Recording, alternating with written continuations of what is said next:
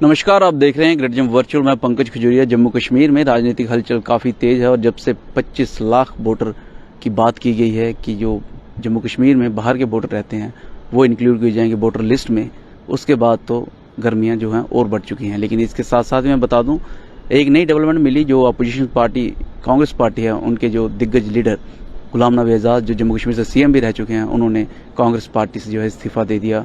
फिलहाल मेरे साथ इस समय बातचीत करने के लिए डॉली शर्मा जी हैं, जो कांग्रेस पार्टी के ऑल इंडिया कांग्रेस कमेटी के स्पोक्स पर्सन है। जम्मू की विजिट पे हैं, क्या कुछ कहते हैं जानने की कोशिश करेंगे। लेकिन इन सारी मुद्दों पे बातचीत करेंगे और बातचीत ये भी होगी कि कांग्रेस के दिग्गज लीडर क्यों कांग्रेस छोड़ के जा रहे हैं। लेकिन सबसे पहले सवाल यही कि आज का जो उनका जम्मू का विजिट है, इसका मोटिव और ऑब्जेक्टिव क्या है? देखिए, आज कांग्रेस पार्टी ने पूरे देश में 23 राज्यों में महंगाई पर हल्ला बोला है। कांग्रेस पार्टी आने वाली 4 सितंबर को दिल्ली के रामलीला मैदान में एक हल्ला बोल रैली करने जा रही है। हल्ला किस पर बोल रहे हैं हम? बढ़ती महंगाई पे। जो 46 साल में सबसे ज्यादा बेरोजगारी से युवा जूझ रहा है, उसके खिलाफ हम हल्ला बोल रहे हैं। हल्ला बोल रहे हैं हम किस पर? जो जीएसटी लगा दी है इन्होंने दूध पर, दही पर, आटे पे, दाल पर, चावल पर। अब देखिए, कोई चीज इन्होंने ऐसी नहीं छोड़ी। जो प्रधानमंत्री कहते थे आटे पे कभी जीएसटी नहीं होना चाहिए, आज प्रधानमंत्री जी सोच रहे हैं कि खून निचोड़ लें आम जनता का, पूरा का पूरा जो बेचारों का थोड़ा बहुत बच के बचा है उसे भी खत्म कर दें। आपने आम जनता का जिक्र किया। हल्ला बोल तो 5 अगस्त को भी हुआ था पार्लियामेंट में और पूरे अक्रॉस द इंडिया भी हुआ था, लेकिन उसका इतना असर आम आदमी का समर्थन नहीं मिला कांग्रेस को। देखिए, कांग्रेस को आम आदमी का समर्थन मिला और पूरे देश में ये चर्चा थी। अगर आप मुझसे सवाल कर रहे हैं तो मैं मानती हूँ ये उसी का नतीजा है कि आप पर भी उस हल्ला बोल का असर पड़ा। हल्ला बोल लगातार कांग्रेस पार्टी आम इंसान के मुद्दे उठाती रहेगी। देश में आज कमर तोड़ महंगाई है। रुपया, प्रधानमंत्री जी कहते थे जब रुपया गिरता है तो दिल्ली में बैठी कुर्सी जो है सत्ता, उनका आपने सुना है क्या कहते थे?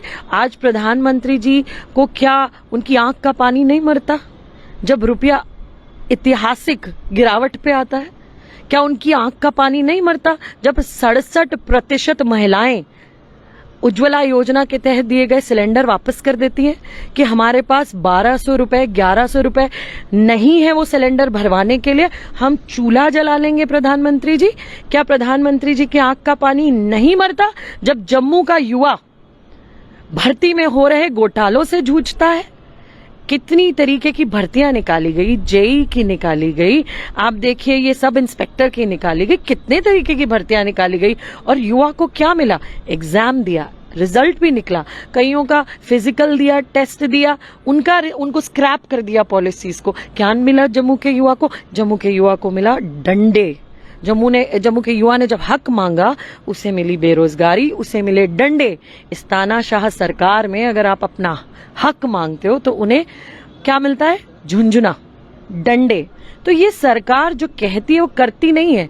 ये कहती थी सबका साथ, सबका विकास, सबका विश्वास। इन्होंने सबका सत्यानाश कर दिया है। आप सबका सत्यानाश की बात कर रहे हैं, सबके विकास की बात कर रहे हैं, लेकिन काफी देर से हम देख रहे हैं कांग्रेस पार्टी जो है अनएम्प्लॉयमेंट को, महंगाई को जो मुद्दा बना के लोगों के बीच में जाती है। सवाल वही है कि मुद्दा तो बनता है लेकिन सरकार इसकी तरफ आकर्षित क्यों नहीं होती? नहीं, सरकार क्या आकर्षित? देखिए, ये जो सरकार हमारे देश में चल रही है ये अंग्रेजों के मुखबर थे। अंग्रेज तो चले गए लेकिन इन्हें छोड़ गए। तो अंग्रेजों की जो डिवाइड एंड रूल पॉलिसी थी उसके तहत ये सरकार काम कर रही है। सवाल भी इसलिए आपने जम्मू कश्मीर में जो हुई रिक्रूटमेंट से उनको गिनाया, जम्मू कश्मीर सब इंस्पेक्टर को गिनाया, बॉर्डर बटालियन को गिनाया, हाल ही में फावी और जेई सिविल की जो है स्क्रैप हुआ। कहने का मतलब ट्रेंड वैसा ही बना है। अगर अपोजिशन में के तौर पर कांग्रेस इन सारे मुद्दों को उठाती है तो इसकी तरफ सरकार गंभीर क्यों नहीं? ये यहाँ के एलजी साहब ना, वो दिल्ली में बैठी कुर्सी से चल रहे हैं। एलजी नहीं चला रहे हैं जम्मू कश्मीर को। जम्मू कश्मीर में वो दिल्ली में बैठी भाजपा सरकार चला रही है। अगर ऐसा ना होता तो आज जम्मू बंद ना होता। जब मैं एयरपोर्ट से उतरी और शहर में घुसी तो मैंने देखा जम्मू बंद है। तो जम्मू क्यों बंद है जी? जम्मू बंद है क्योंकि जम्मू प्रताड़ित है इस एलजी के शासन से, क्योंकि जम्मू कश्मीर का आम जन कांग्रेसी नहीं थे उस भारत बंद में। उस भारत बंद को किसने किया? आम जनता ने किया। क्यों किया? क्योंकि त्रस्त है वो, परेशान है वो, उनसे उनके राज्य का दर्जा छीन लिया गया। तो क्या मिला उन्हें? ना उन्हें नौकरी मिली, उन्हें क्या मिली? महंगाई, बेरोजगारी। जम्मू बंद का जिक्र कर रहे हैं तो भारत जोड़ो का भी जिक्र कर लेते हैं। कांग्रेस ने कहा कि आने वाली गांधी जयंती से तो भारत जोड़ो का अभियान चलेगा, लेकिन जहां ऐसा दिख रहा है कांग्रेस तोड़ो जो है चल रहा है। और हाल ही में गुलाम नबी आजाद, जैसे मैंने पहले भी जिक्र किया, जम्मू कश्मीर से सीएम भी रह चुके हैं, उन्होंने कांग्रेस को छोड़ा, कहा बहुत जल्दी जो है कांग्रेस पार्टी खत्म भी हो सकती है, इसकी फाउंडेशन काफी वीक है, और भी बड़े गंभीर आरोप लगाए हैं। इस पे क्या कहेंगे? देखिए, वो उनका निजी निर्णय है। ये जो हुआ बड़ा दुखद है, दुर्भाग्यपूर्ण है, पर उनका निजी निर्णय है। ये निजी नहीं कह सकते आप, ऐसा ट्रेंड देखने को मिल रहा है कि जो दिग्गज लीडर हैं कांग्रेस के, वो अक्सर कांग्रेस पार्टी को छोड़ के जा रहे हैं। G23 की बात करूं तो वो भी छोड़ के जा रहे हैं। नहीं, पर ये है तो उनका निजी निर्णय ना, ये उनका निजी निर्णय है। अब उन्होंने निर्णय ले लिया। अब मैं यहाँ महंगाई पे बात करने आई हूँ। अब उनके निर्णय पे तो मैं टिप्पणी कर नहीं सकती, क्योंकि उनका व्यक्तिगत निर्णय है।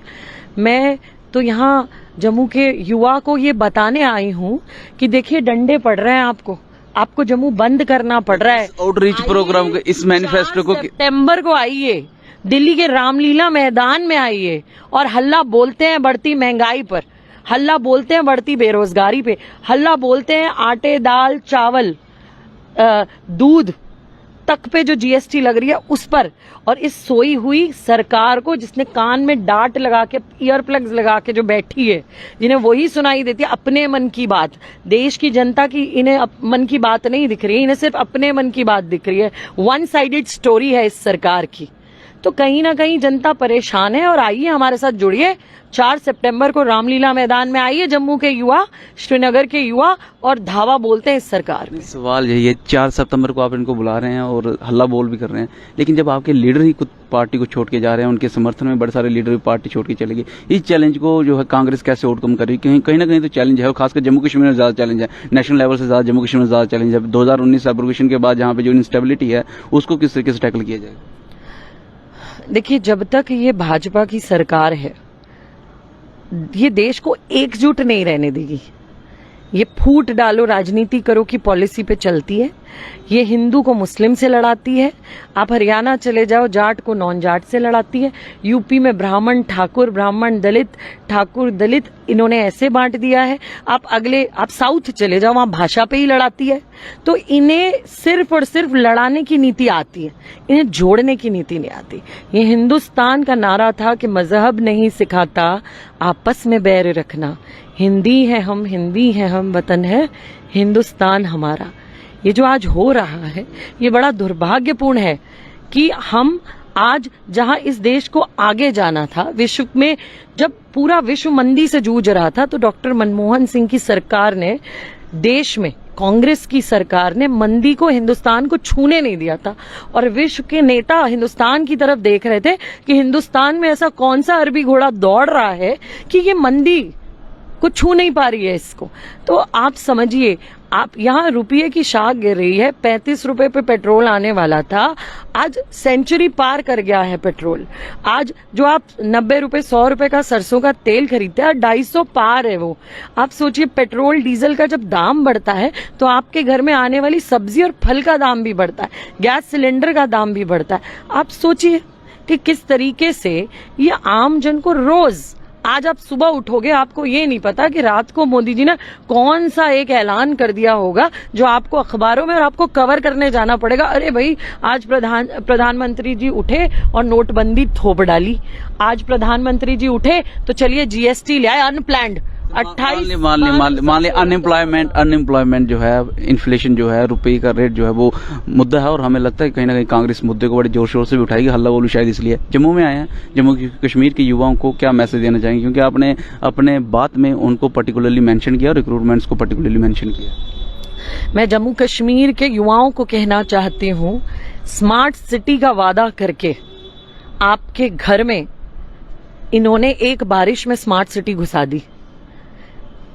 मैं जम्मू कश्मीर के युवा को कहना चाहती हूँ कि भर्ती निकाली और स्क्रैप कर दी। मैं जम्मू कश्मीर के युवा को कहना चाहती हूँ, एग्जाम दिला दिए, रिजल्ट आ गया और उसके बाद घोटाले निकल गए। कौन कर रहा है ये? वही लोग जो दिल्ली में पीएमओ में बैठे हैं, मैं उनको बताना चाहती हूँ कि ये लोग आपको रोज छल रहे हैं, ये लोग आपको रोज धोखा दे रहे हैं। बहुत हो गया 8 साल, अब समझ जाइए। आइए हल्ला बोल में 4 सितंबर को जुड़िए कांग्रेस पार्टी के साथ और उठाइए हर युवा की बात, हर महिला की बात, हिंदुस्तान के आम नागरिक की बात, एकता और अखंडता की बात।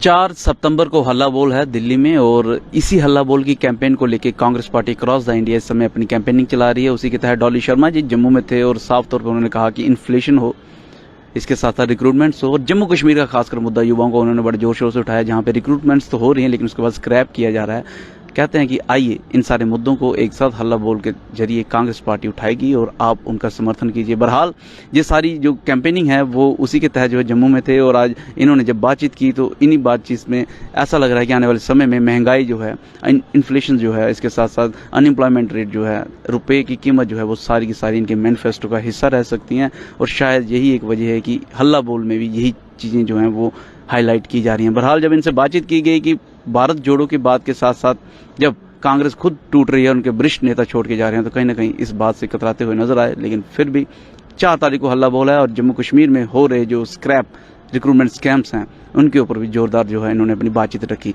आप इसके बारे में क्या राय रखते हैं हमें कमेंट सेक्शन में कमेंट करके जरूर बताइए। मैम, आपने इतने बिजी शेड्यूल में टाइम निकाला, बहुत बहुत आभार आपका। Thank you. इस वीडियो को लाइक और शेयर करना ना भूलिएगा। अगली अपडेट के लिए जुड़ने गर्जम वर्चुअल के साथ। जय हिंद।